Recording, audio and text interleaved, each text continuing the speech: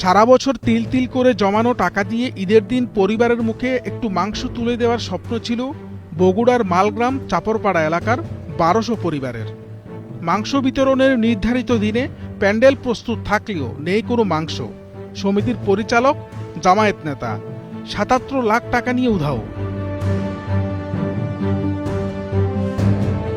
জানা গেছে, স্থানীয় জামায়াতের শ্রমিক কল্যাণ ফেডারেশনের আঞ্চলিক সেক্রেটারি আব্দুল হাকিম এবং তার সহযোগী আকরাম ও শাহিনের গড়া 4 স্টার বিজনেস সমবায় সমিতির খপ্পরে পড়ে এখন দিশেহারা ১২০০ পরিবার। প্রতি সপ্তাহে ১০০ টাকা করে জমিয়ে প্রতিটি পরিবার প্রায় ৫,০০০ টাকা সঞ্চয় করেছিলেন শুধু ঈদের মাংসের আশায়। এলাকার বাসিন্দা বাবলি আক্তার নিজের টাকার পাশাপাশি আরও ৪৪ জনের টাকা জমা রেখেছিলেন এই সমিতিতে। আজ তার মাথায় যেন আকাশ ভেঙে পড়েছে। আমি ওখান থেকে ৪০টা বই নিয়ে এসে আমি সমিতি করছি, ওখান থেকে কালেকশন করে নিয়ে এসে এদেরকে আমি দিছি, আকরামকে দিছি। এখন এর মাংস দেওয়ার কথা, আমি আজকে তাদেরকে পৌঁছে দিব। এখন আমাকে টাকাটুকু সব ১.৫ লক্ষ টাকা আমার পরিশোধ করে নিয়ে এরা রাতের অন্ধকারে পালিয়ে চলে গেছে। এরা সম্ভাবনা জামাত এরকম কিছু করে, দল ছাড়া তো কোনো লোক নাই। এখন সম্ভাবনা জামাত করে ২ লক্ষ টাকার মতন গ্রস্ত। আমার ১,৫৫,০০০ টাকার মাংস দিতে হবে, আর বাদ বাকিগুলো টাকা। এখন যাদের বই নিছি এরা তো বলছে আমি তোমাকে দেখিছি, আমরা তো ওদেরকে দেখিনি। এখন ভাই আমি তো নিঃস্ব, এখন আমি তাদের কাছে কি বুঝ দিব? আমি তাদের কাছে কি টাকা কৈফিয়ত দিব? টাকা তো তারা আমাকে দিছে, আমি তো তার কাছে দিছি। এখন আমি কোথা থেকে এই টাকাটা দিব? সব মশার বিরুদ্ধে সুরক্ষা দিতে এলো বসুন্ধরা এক্সট্রিম অ্যারোসল, মশার বিরুদ্ধে এক্সট্রিম সুরক্ষা।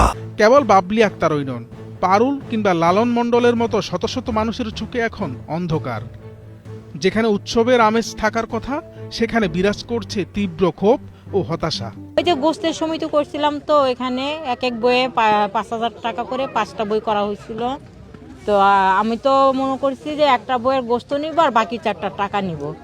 আজকে সেই গোস্ত দেওয়ার কথা, কিন্তু টাকা আরও আগে দেওয়ার কথা ছিল। আমাদের ২৬ রোজার কথা বলছিল, দিয়ে এখন এসে 2 কেজি সে নাই, পালাই গেছে। থানায় লিখিত অভিযোগ পেলে আইনগত ব্যবস্থা নেওয়া হবে বলে জানিয়েছেন বগুড়া সদর সার্কেলের অতিরিক্ত পুলিশ সুপার।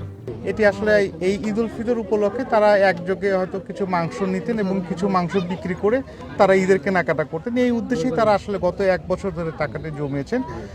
আমরা এটি যে অভিযোগটি পেয়েছি, আমি ওনাদের কাছ থেকে একই সাথে বললাম থানায় এসে একটু এজাহার দিতে। এজাহার পাওয়ার পরে আমরা আসলে মামলা রুজু করব এবং এই ঘটনার সাথে যারা জড়িত, এই প্রতারণার সাথে বা এই স্ক্যামের সাথে যারা জড়িত, তাদেরকে অবশ্যই আইনের আওতায় আনবো। আর আপনারাও দেখেছেন যারা আসলে এখানে অর্থলগ্নি করেছেন তারা আসলে খুব গরিব মানুষ, আসলে একদম নিম্ন আয়ের মানুষ, এবং তারা যেন প্রতারিত না হয় এই বিষয়টা আমরা আসলে দেখব। প্রশাসনের পক্ষ থেকে ব্যবস্থা নেওয়ার আশ্বাস মিললেও জমানো টাকা ফেরত পাওয়া নিয়ে শঙ্কায় রয়েছেন সাধারণ মানুষ।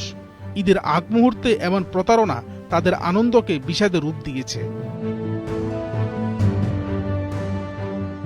মোহাম্মদ তহমিদুর রহমানের পাঠানো তথ্যচিত্রে ডেস্ক রিপোর্ট, কালের কণ্ঠ।